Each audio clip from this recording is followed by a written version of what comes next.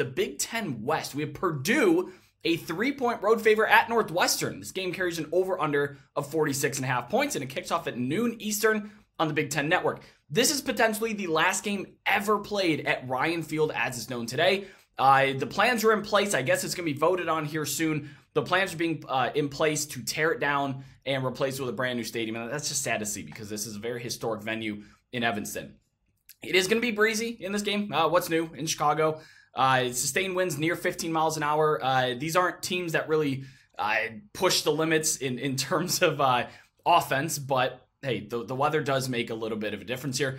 But the movement's been all over Purdue so far, which to me is kind of surprising. I'll get into why, but crossing 3 is a big deal here. And it has not, there's been no resistance yet. I kind of wonder if the 3 mark is that resistance for Northwestern.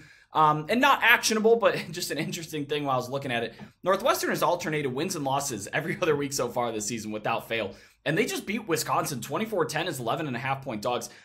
Maybe one of the more surprising, I think, results on the week last week.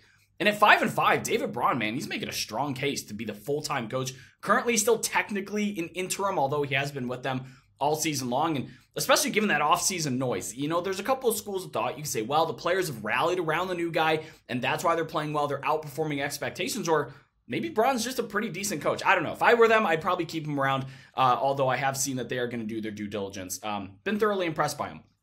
Quarterback Ben Bryant for the Wildcats did return last week after being knocked out of a game back in week 5 against Penn State. He threw for 195 yards and 2 touchdowns against Wisconsin. Not bad, no turnovers.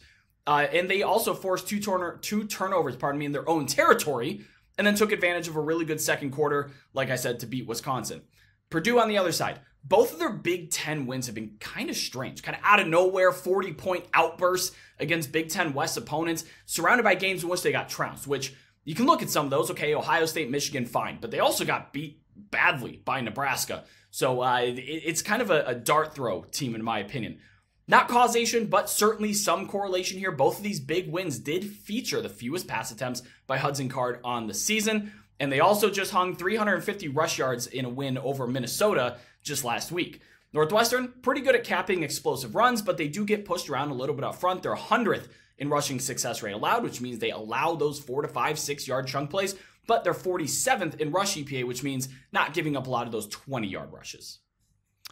Yeah, Brett, you said almost all of it right there. I mean, it's hard for me to follow that. I've got this game as a pick'em. It's a 52% win expectancy for Northwestern. So again, the line movement, towards Purdue and 3 might be that resistance point. I think that makes sense. What a season, though, for the Wildcats. I was at Big Ten Media Days in Indianapolis over the summer.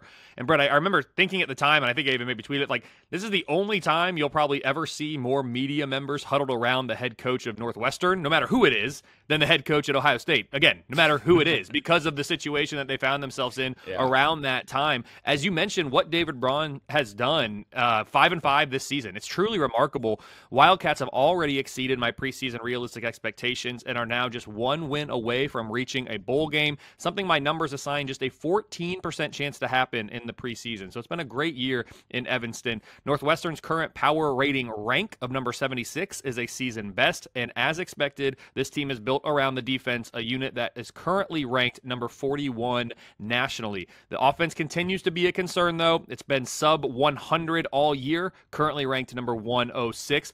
That's not out of the ordinary, though, for some Big Ten West schools, as we've seen over the course of recent history. 1 year after competing for a Big Ten championship, Purdue is the only team in the West, Brett, that has been eliminated from the title game race with just 2 weeks to go here in the regular season. It's been a tough year one for Ryan Walters at Purdue, but the Boilermakers are coming off a resounding win against Minnesota, as you mentioned. 2 more wins to close out the season. They finished 5-7, and that's exactly what my preseason realistic expectations projected. So it's still in front of them with Northwestern here, and then, of course, the Old Oaken Bucket game against IU next week. The defenses are the best units in this game. Again, typical for a Big Ten West showdown. But bottom line, the home field advantage here, and you mentioned Ryan Field. It would be sad to see it go. It'd be just enough for the model in this one to lean Northwestern at a pick'em. 52% chance that the Wildcats clinch bowl eligibility this week, which in and of itself would be just a phenomenal story. This is a little bit boots on the ground facts here, and it's interesting. So I went to a Northwestern game earlier this year, that game against Penn State, and I went with people that live in Evanston. They're very intimately familiar with the Northwestern program. there's been a very sharp decrease in support by Northwestern alum this year. They were very taken aback by the hazing scandal, and a lot of other people were also taken aback by the decision to dismiss Pat Fitzgerald. And there's not a lot of support around this program right now. There's not a lot of people going to the games intentionally. The tailgates are empty, so it's not just people going and tailgating. They are seriously withdrawing their support of Northwestern. And this new stadium coming in and demolishing the old one is not a very popular thing, especially among people that live near the stadium. There may not be a very strong home field advantage at this one. Even with it being the very last game at Ryan Field, that will probably be enough to bring a lot more people out than normal. But Kelly, they're not supporting this team this year.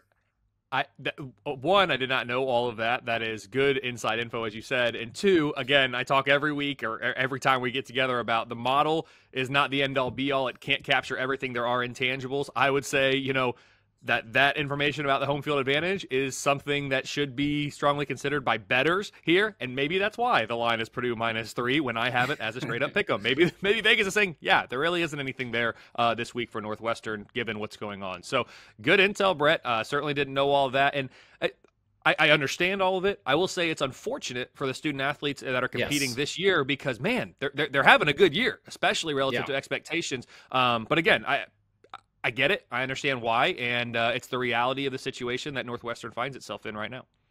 Yeah, but to be honest, just looking at these teams purely, and if you want to go as far as to say, well, I'll judge it on a neutral or whatever, what's West Lafayette?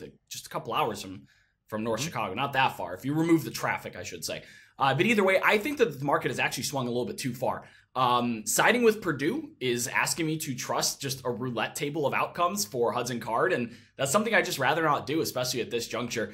I'm probably going to wait till Friday or even Saturday morning to see what way this line moves, because those day of line moves are typically a lot sharper and a lot stronger of an indicator of a game than something that happens on Tuesday or Wednesday as we're recording here. But as it stands right now, this is Northwestern +3 for me. I think that's the way I lean.